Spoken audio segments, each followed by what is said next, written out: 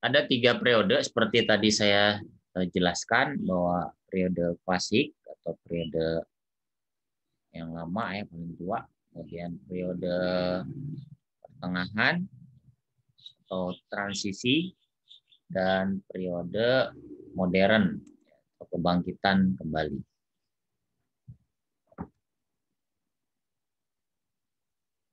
Nah, periode klasik itu terjadi pada masa Nabi sampai dinasti Andalusia, itu dinasti Umayyah.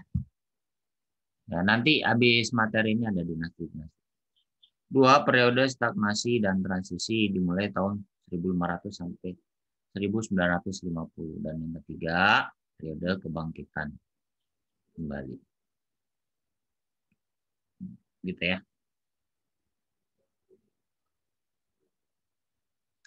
Tahap pertama, Faiza adiknya ganggu ya. Faiza adiknya jangan ganggu. Tahap pertama adalah fase yang sangat strategis dalam perkembangan ekonomi. Emang adiknya suka ganggu tuh, gemesin. Cewek aja. Baca Faiza biar nggak diganggu sama adiknya. Tahap pertama. Baik. Baca. Faiza Ulia baca. Yang mana Pak? Oh semuanya. Iya, biar nggak diganggu adikmu. Tahap pertama adalah fase yang sangat strategis dalam pengembangan ekonomi. Aduh. Fase yang sangat strategis dalam pengembangan ekonomi Islam. Tahap ini merupakan fase perkembangan teori klasik ekonomi Islam yang dihasilkan sama Qur'an waktu 9 abad. Meski para tokoh ulama yang muncul di tahap ini tidak menyebutnya sebagai teori ekonomi. Topik-topik yang dibahas pada ilmu ekonomi konvensional modern sesungguhnya telah mendapat pembahasan yang mendalam oleh para tokoh ulama di masa ini. Oke, cukup. Ya, baik. Tahap pertama itu periode klasik ya. Klasik itu berarti zaman Nabi. Nabi di Madinah itu kan mempraktekkan ekonomi Islam. Cuman secara teoritis itu tidak disebut. Oh ini teori mudorobah. Oh ini teori murabah. Oh ini teori sahab. Enggak. Cuman Nabi itu membahas, bukan membahas ya, Pak, mempraktekkan. Itu dipraktekkan. Gimana cara jual beli, kejujuran Nabi di pasar. Bagaimana cara Nabi menentukan harga. Kan menarik tuh. Itu belum ada teorinya. Cuman Nabi ketika mendapati pedagang yang jujur, ya kata Nabi, pedagang yang jujur akan bersamaku nanti di surga. Gitu. Pedagang yang tidak jujur tidak termasuk golonganku, kata Nabi gitu. Ketika melihat seorang pedagang kurma itu memanipulasi harga dengan mencampur adukan kurma yang bagus, kualitas bagus, dicampur sama dengan kurma yang kualitas jelek. Cuman harganya dijual dengan harga bagus, kayak dicampur-campur. Padahal seharusnya kalau kurma bagus, ya dengan harga yang bagus, nggak apa-apa kan, mahal tapi bagus. Kan sekarang gitu, yang mahal bagus, biasanya kan begitu.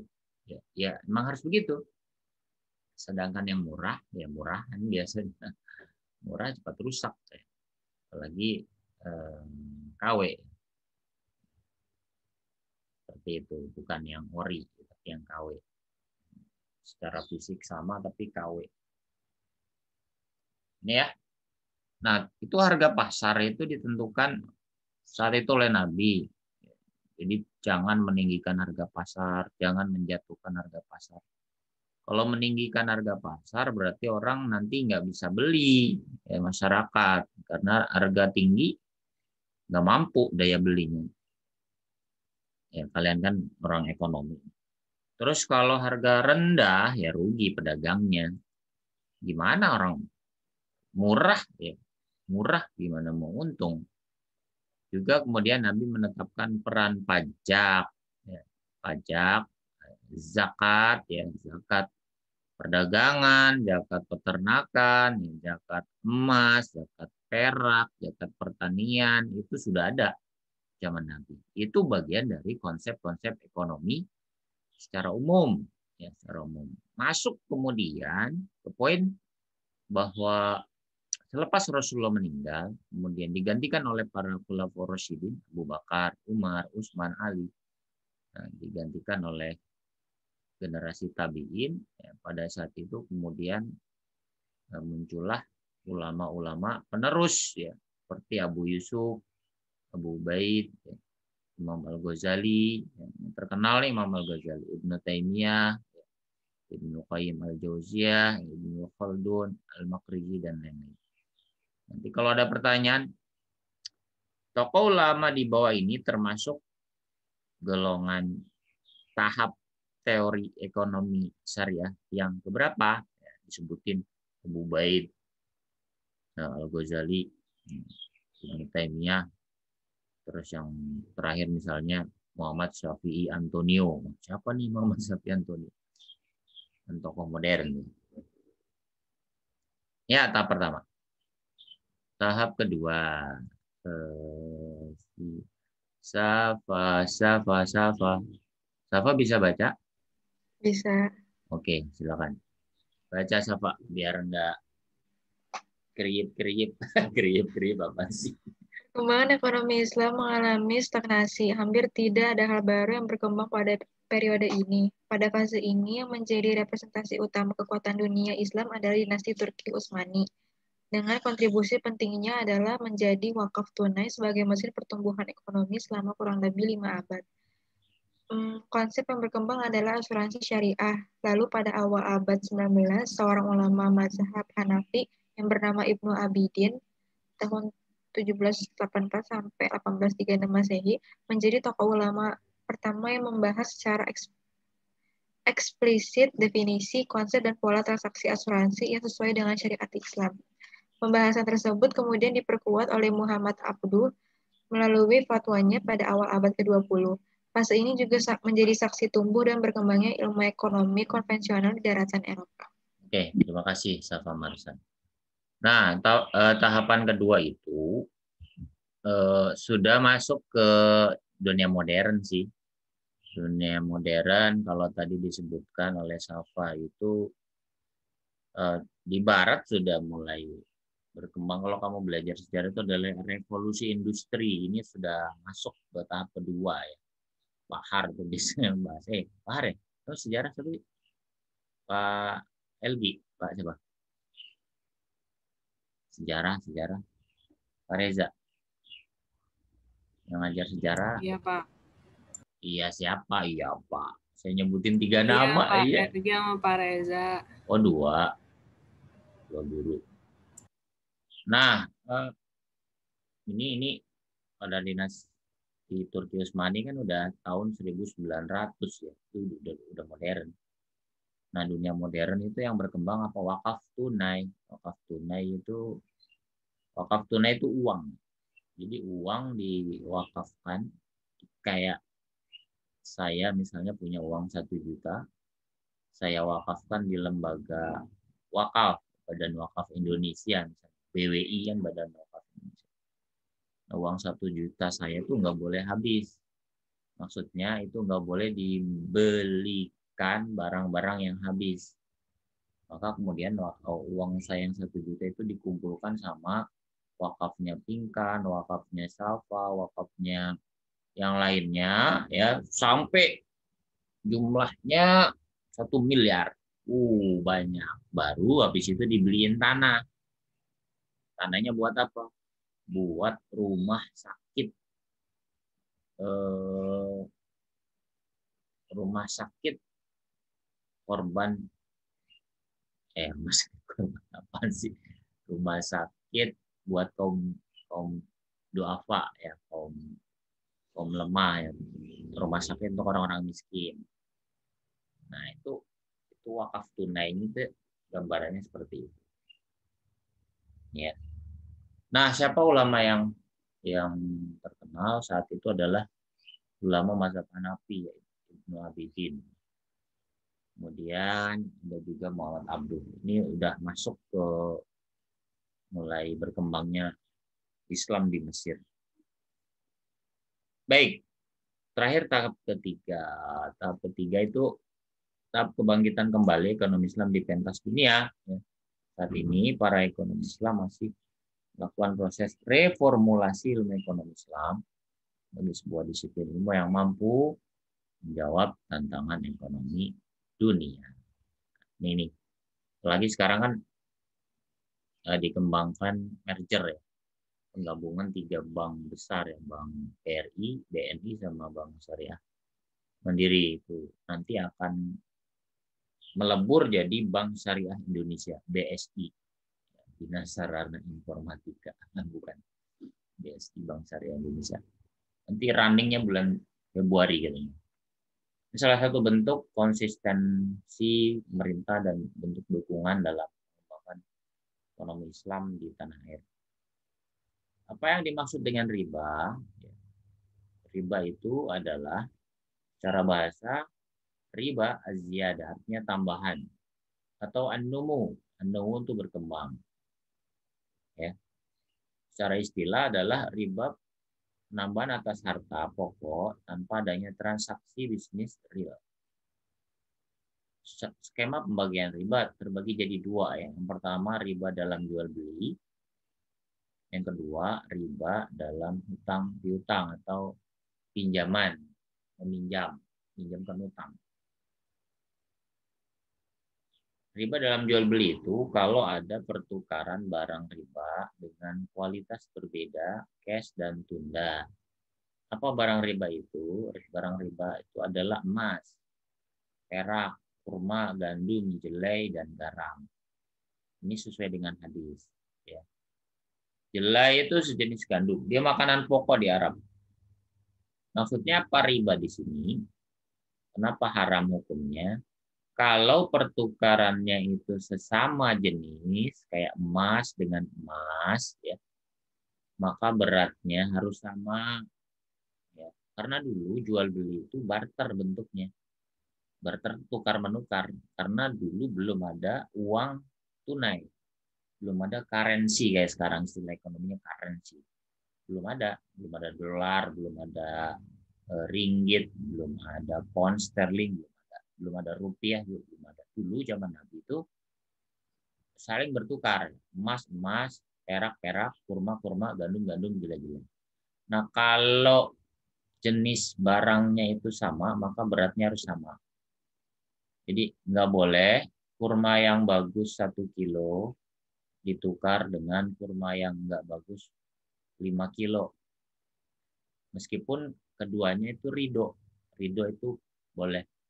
Ya Pak, saya kan pengen kurma yang bagus Pak, sekilo aja. Ya udah, ini saya punya 5 kilo kurma yang kualitas KW ya, kurang bagus. Ini ambil aja. Nggak boleh. Kenapa nggak boleh? Karena barangnya sama. Kalau barangnya sama-sama kurma, ya, harus beratnya sama. Bagaimana? Pasti nggak akan adil. Gimana nggak adil? Ya, kurma yang bagus, kualitas bagus 1 kilo, masa harus sama dengan kurma yang nggak bagus 1 kilo? Ini nggak adil kan? Nah, maka apa solusi Nabi? Solusi Nabi kemudian ketika ada sahabat yang mengajukan itu, ya Rasul, saya ingin kurma 1 karung yang bagus. Boleh nggak saya tukar dengan kurma teman saya 2 karung? Kurmanya ini nggak bagus. Kata Nabi, nggak boleh, itu riba.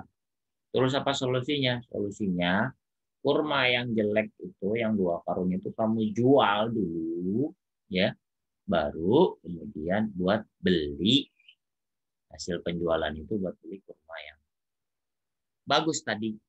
Jadi terlepas dari riba, itu akan terlepas. Nah, ini yang disebut dengan riba fadl, riba kelebihan.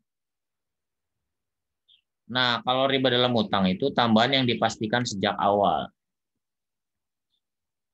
Contoh misalnya, saya pinjam uang ke Pinkan. Pinkan, Bapak pinjam uang dong. Berapa Pak? 5 juta. Bapak mau bayar ke Pinkannya kapan Pak? Bulan depan deh Pinkan. Nah, tapi dari awal Pinkan bilang, nggak apa-apa Pak, ini pakai aja 5 juta, tapi Bapak pas mulangin ke saya, jadi 6 juta ya Pak. Untung besar. Nggak boleh ya. Jadi kalau pinjam 5 juta ya baliknya 5 juta. Nggak boleh 5,5 juta atau 6 juta, nggak boleh. Itu riba. Ya, dipastiin sejak awal. Atau pola yang kedua. Nah, ketika sebulan itu kemudian si A dan si B bertransaksi, ternyata si B-nya yang pinjem itu nggak bisa balikin pas jatuh tempo yang sudah ditetapkan. Kemudian apa yang terjadi? Wah, gara-gara kamu nggak bisa tepat waktu bayar, ya udah saya tambahin. Yang tadinya harus bayar 5 juta, suruh bayar 5,3 juta. Nah, 300-nya itu adalah riba. Ini ya, ini utang. Ya, harus sama. Kalau pinjam segitu, ya pinjam segitu, baliknya segitu. Nah, ini yang dikenal dengan riba nasiah. Riba nasiah itu karena riba yang dipastikan sejak awal atau karena gagal waktu pembayaran. Sampai situ bisa dipahami, guys? Guys, teman-teman. Bisa. Saya. Ada yang mau bertanya? Ada yang mau dikonfirmasiin? Tak ada? Oke. Bisa dilanjut? Oke, lanjut. Dilanjut. Ini dia. Lanjut ya. Bapak, saya mau nanya. Wah, iya. Silakan nanti. Barang riba itu tadi kan emas, perak, kurma, Ya, gandum. Iya. Iya. Kenapa, Din? Itu beras nggak termasuk, Pak? Nah, beras itu kemudian dianalogikan atau diserupakan sebagai kebutuhan pokok. Nah, beras, kemudian jagung. Ya. Karena dulu di Arab kagak ada beras, kagak ada jagung, adanya emas, perak, kurma, gandum, seperti itu. Nah, kalau beras berarti begini, beras yang paling bagus kan misalnya katakanlah beras Karawang ya. Misalnya si A punya beras Karawang 1 kintal. Saya pengen beras Karawang itu, saya punya 2 kintal. Nggak boleh beras saya 2 kintal ditukar dengan beras Karawang 1 kintal, nggak boleh, harus sama. Gimana caranya solusinya? Ya, beras saya yang 2 kintal itu dijual dulu, beras yang jelek ya, buat beli beras yang Karawang tadi yang bagus.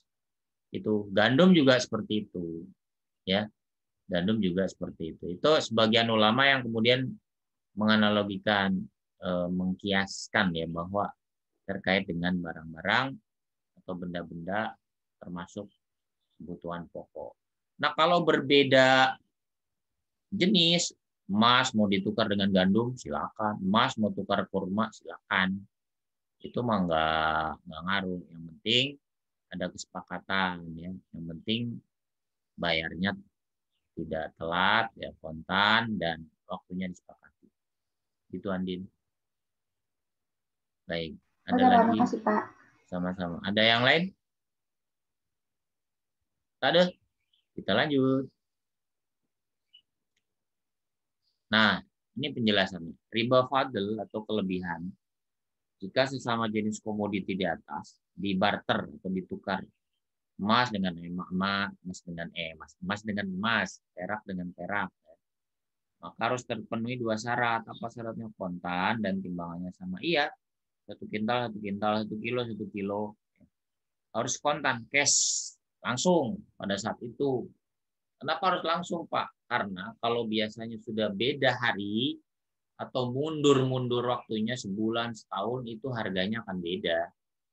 Ya kan, emas harganya bisa naik terus.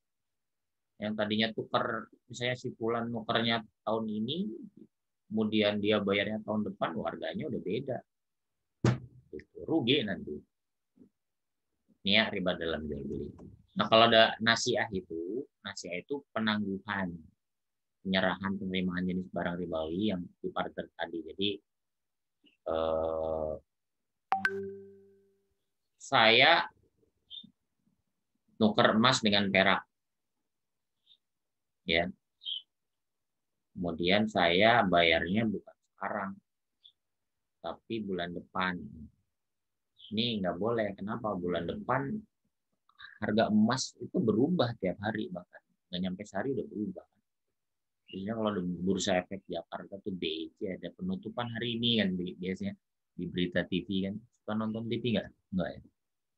Biasanya suka kamu nontonnya nonton YouTube ya. Gitu. Jadi riba nasiah itu penutupan hari ini biasanya ditutup menguat atau melemah. Nah, biasanya seperti itu. Nah, kalau ditangguhkan sebulan, itu udah rugi besar itu. Kalau pengusaha nggak mau kayak gitu. Gitu ya. Ini riba dalam jual beli. Nah, riba dalam utang piutang ada dua macam. Yang pertama qard atau pinjaman, yaitu mengambil manfaat atau tingkat kelebihan tertentu yang disyaratkan kepada penerima utang atau disebut muqtarid. Saya pinjam uang sama Andin 1 juta. Saya mau bayar bulan depan. Terus Andin bilang, Bapak bayarnya jangan 1 juta ya, tambahin kayak Pak 300. Nah, ketika menambahkan 300 itu riba. Nggak boleh Andin ya, nggak boleh sama Bapak. Sama yang lain juga nggak boleh sih. Riba jahiliyah yaitu penambahan utang lebih dari nilai pokok karena penerima utang tidak mampu bayar utang. Nih, tadi saya dijanjiin, saya udah janji ke Andin bulan depan bayar 1 juta. Saya nggak bisa bayar. Udah, ya si Andin ngasih denda. Bapak saya denda. Berapa persen? 5%. 5% dari 1 juta berapa, Andin? Ayo, nih calon akuntansi, adu. 5% dari 1 juta. 50.000. Gitu. Jadi ditambahin. Sehari 50.000. Wah, sebulan berapa tuh? Lama-lama ribanya lebih gede daripada utangnya. Ini dia. Ya, utang piutang. Tahap pengharaman riba. Ada 4 tahap. Surat Ar-Rum ayat 39, surat An-Nisa ayat 161, surat Al-Imran 130, 132, dan surat Al-Baqarah 275, 281. Kita lihat. Tahapan pertama, Rania, tolong dibaca Rania. Rania Syahla. Rania Syahla. Tolong dibaca. Dari awal, Pak. Ya itu. Wama ataitum. Wama ataitum meriban buah kia amwalin nasi falayar bu indallahi, dan suatu riba tambahan yang kamu berikan agar dia bertambah pada harta manusia, maka riba itu tidak menambah pada sisi Allah. Quran surat Ar-Rum ayat 39. Oke, terima kasih. Nah, ayat ini belum ada pelarangan. Belum ada pelarangan riba, cuman ada kayak isyarat gitu, kayak notification, kayak ada notif, klik gitu ya. Apa notifnya? Woi, riba yang kamu berikan pada orang lain, ya agar hartamu bertambah, maka sebenarnya hartamu itu kagak nambah berkah di sisi Allah, nggak dapat apa-apa. Ini cuman baru notif awal aja, belum ada pelarangan. Karena ayat ini turun di Mekah. Kalau di Mekah kan belum ngebahas ini kan. Belum ngebahas ekonomi. Di Madinah baru. 2. Ini baru mulai ada sedikit penekanan. Anissa Fahriya. Anissa. Baca tolong. Nis. Ayatnya, Pak. Iya dong. Kamu kan anak enak, masa habis belajar tahfiz lagi. Semangat. Hafizul minal ladzina hadu haramna alaihim thayyibatin uhillat lahum wa bisaddihim an sabilillahi katsira wa Wa'zihumur riba wa akhzihimur riba wa qadanuhu anhu wa aklihim amwalan nasi sibil batil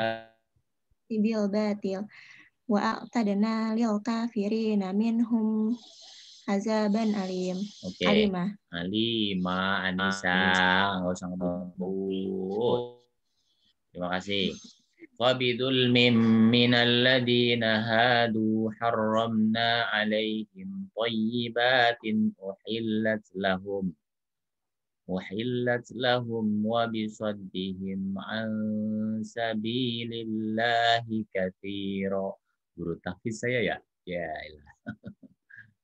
Maka disebabkan kezaliman orang Yahudi, kami haramkan atas mereka memakan makanan yang baik-baik yang dahulunya dihalalkan bagi mereka. Ini sebenarnya orang Yahudi pernah dilarang memakan makanan yang halal karena mereka sendiri yang nggak mau makan. Ya udah diharamin aja bagi Allah. Kenapa? Gara-gara kezaliman. Ini ayat pertama.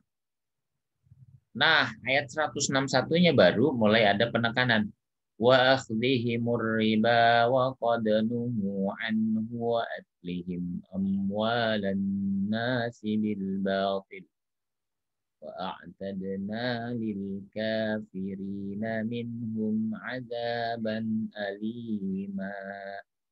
Dan disebabkan mereka memakan riba padahal sungguhnya mereka telah dilarang daripadanya. Dan karena mereka memakan harta benda orang dengan bil batil, jalan yang batil. Nah, ayat ini turun di Madinah menjelaskan tentang perilaku kaum Yahudi yang memakan riba ini mulai ada peringatan keras, ya warning. Kalau yang pertama tadi cuma notif doang, yang kedua ini udah warning. Gimana yang ketiga? Kita lihat. Nah, ini tahap ketiga dalam Al-Quran. Tolong minta kesediaannya Putri, tolong baca Put. Dengar nggak? Yang mana, Pak? Yang itu. Yang itu tahap 3. Iya dong. Ya, Put, baca Put. Ya ayyuhalladzina amanu la taqulu riba la ta'kulur riba. La taqulur riba afan mudha'afatan wattaqullaha la'allakum tuflihun. Terjemahnya tuh. Udah kan? Iya. Ayatnya artinya juga gak? Iya dong. Hai orang-orang yang beriman, janganlah kamu memakan riba dengan berlipat ganda dan bertakwalah kamu kepada Allah supaya kamu mendapatkan keberuntungan. Oke, terima kasih Putri. Ya ayyuhalladzina amanu la ta'kulur riba adhafan mudha'afatan wattaqullaha la'allakum tuflihun. Saya Pak Tajudin saya ngajarin. Hai orang-orang yang beriman, janganlah kamu memakan riba dengan berlipat ganda. Adhafan mudha'afatan. Nah, sebagian ulama itu ada yang ngebolehin riba. Yang penting jangan gede-gede, ya. Jangan berlipat ganda. Kalau cuma 1%, 2%, 5% gitu ya. Mereka berdalil dengan ayat ini. Loh kan yang nggak boleh tuh yang berlipat-lipat, yang gede.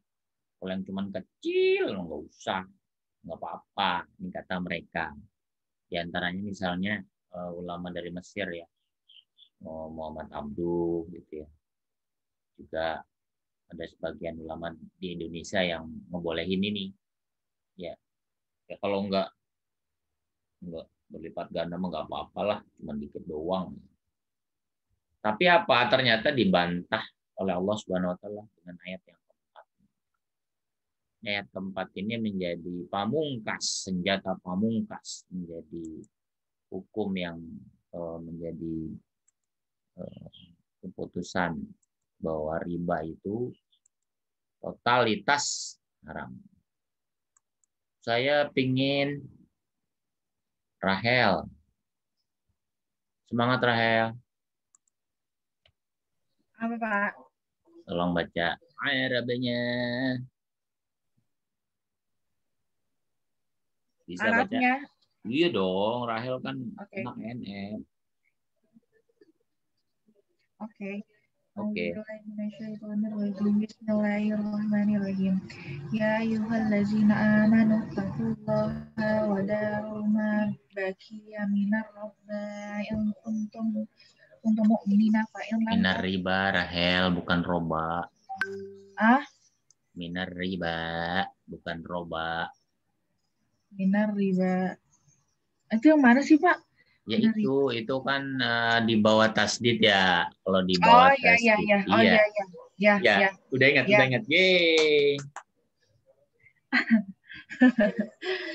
Pak ilam taf'alu pengganu biharbin minallahi wa rasulihi wa intum betum falakum ru'usu amwalikum la tazlimuna wa la tuzlamun. Oke, terima kasih Rahel Miranti. Ya ayyuhalladzina amanu taqullaha wa dharu ma baqiya minar riba in kuntum mu'minin. Hai orang-orang yang beriman, bertakwalah kepada Allah dan tinggalkan sisa riba.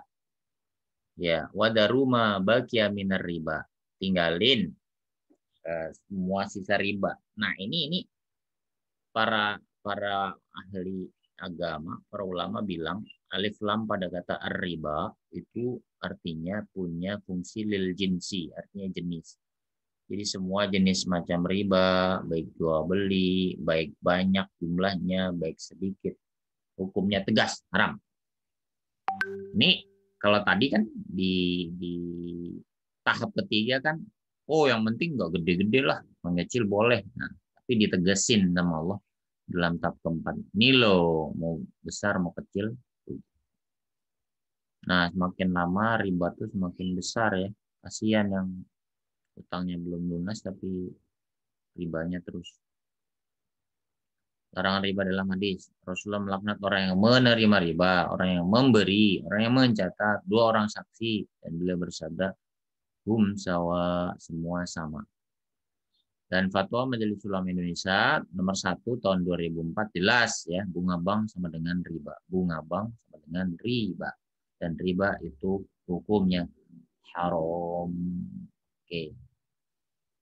Baik, ini untuk perbedaan bank syariah dan bank konvensional bisa kalian temukan jawabannya di deskripsi, di link deskripsi, di tugas ya. Oke, sementara itu ada yang mau didiskusiin teman-teman?